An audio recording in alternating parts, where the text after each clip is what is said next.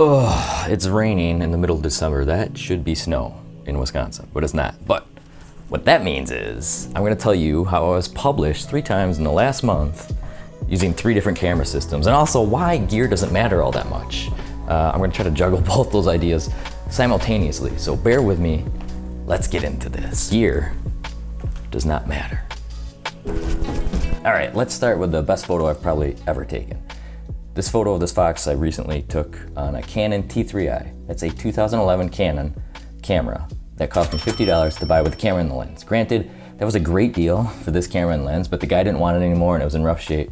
I offered him $50, but it goes to show you that gear does not matter. It doesn't matter how much I spent on this camera gear. Like I said, I got a great deal. What matters is your subject matter, lighting, composition, story, all these things that actually go into the photograph, not the tools you use to capture it, take center stage and not the camera and the gear. The best photo I've ever probably taken was taken on a $50 camera. So, I mean, take it for what it's worth, but gear does not matter, people. And it's always funny when people say, you must have a good camera. Well, the camera doesn't take the pictures, I take them and make them, but gear and camera does not matter. Okay, let's move and transition from my favorite photo I've taken on the least expensive camera system I own to the most expensive camera I own, and probably my least favorite photo of these 3 that have been published. This next photo was taken on a Sony A1 with the Tamron 35 to 150 lens. It was my least favorite photo just because it was an assignment. It was like a work thing. It was no story behind the story or story behind the photo like this fox photo. Behind the scenes of that coming real soon. So there was nothing special. Granted, you know, the photo is still great. The lighting is great. You know, I lit this scene and between you and me here, this photo wasn't even used in the magazine. They just used kind of a body shot that they clipped out, but that's neither here nor there. So once again, it goes to show you the gear, the most expensive gear or whatever, it doesn't matter. To me, a good photo speaks for itself. Composition, lighting, I'm gonna keep harping on it. Subject matter, all those things. Gear doesn't matter. And finally, the last photo that was published of mine this last month was this shot of this UFO car thingy. Fun fact about this, I shot this driving 50 miles per hour down the road, the country road in Wisconsin, blindly, because obviously I'm focused on the road here, right? So I had one hand up with the camera, I shot a few shots, and about a year, not even quite a year later, the magazine had contacted me, wanted to license this for a publication.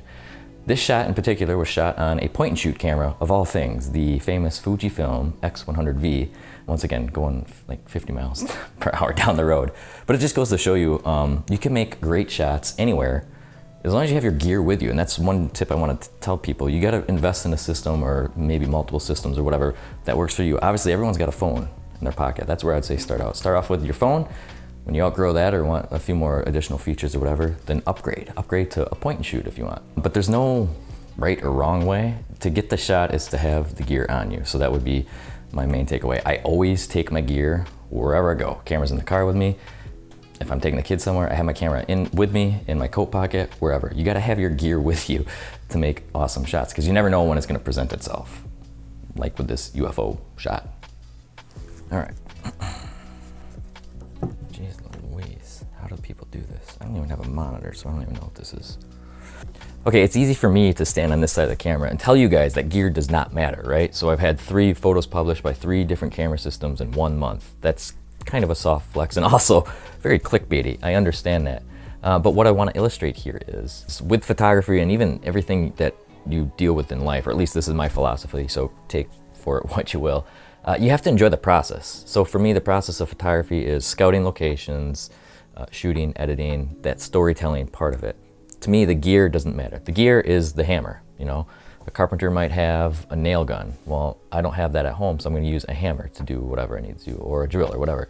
The camera, the lens, all those things are tools. You gotta love the process. And I say this, I'm speaking directly to you now, basically anything in life, you gotta enjoy the process. At least that's not how I approach things. If you think of life, the end result is death. You don't enjoy death, you enjoy the whole process along the way. So if you take that mindset and apply it to your photography, I think you're gonna be in a good spot. You know, because there's people posting on Instagram and etc.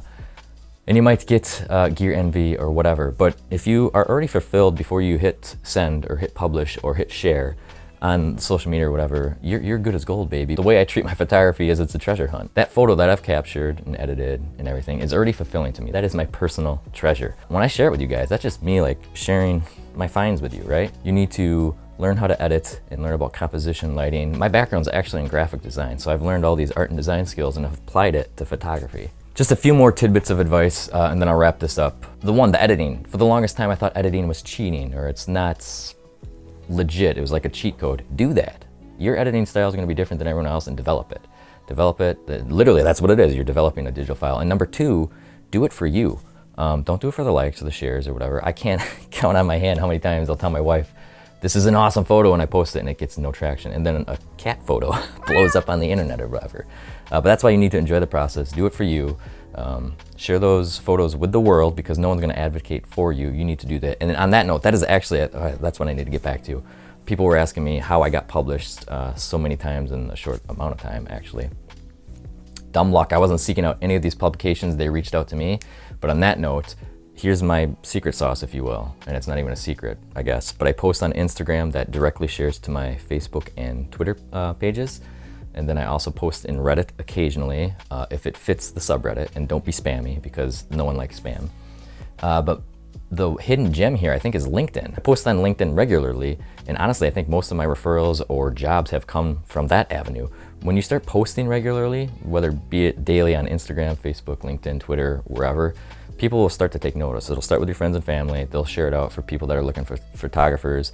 And it's a slow burn and a slow build. I've been shooting for over a decade, and it wasn't until last month I got published 3 times. But it's kind of the snowball effect where people will notice you, your craft is gonna get better, and it just goes from there. So my advice, keep shooting, keep sharing, be your own advocate, enjoy the process. Whew, I think that's it. Let me know if you want any further details on these 3 particular shots. I do have that Fox video coming.